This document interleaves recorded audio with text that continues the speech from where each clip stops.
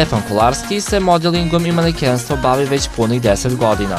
Do sada je sarađivao sa našim najpoznatijim modnim agencijama kao i sa našim najpoznatijim fotografima, a na samom početku našeg razgovora zanimao nas je kako je odlučio da uđe u svet mode.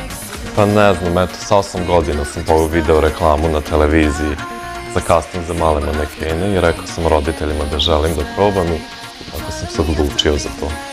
Sarađivao sam u Srbiji sa 2 najpoznatija fotografa i sarađivao sam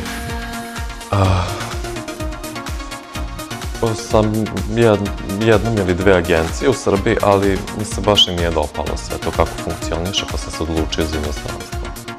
S obzirom na to da se odlučio za inostranstvo, pitali smo ga da li se tamo ovaj posao više ceni. U Srbiji se gledaju i drugi faktori prijateljstva, ne znam, faktori novca, dok inostranstvo se ceni samo talent. Ja sam u inostranstvu bio, ne znam da li da kažem odmah, bio sam u Milanu, prošle godine sam tamo bio s jednom agencijom da sarađujem, sad sam bio u Parizu, sam odradio 2 fotografisanja i idem u Budimpeštu, sad idem da jedno slike.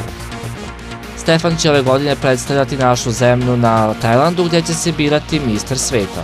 To je izbor za mistera sveta i svaka zemlja ima svog predstavnika. Eto, prošlogodišnji mister Srbije je baš mene odabrao i predložio organizatorima mene za taj izbor, Milon Đurović, i oni su prihvatili i eto ja idem na izbor. Zanimao nas je šta očekuje od ovog takmičenja.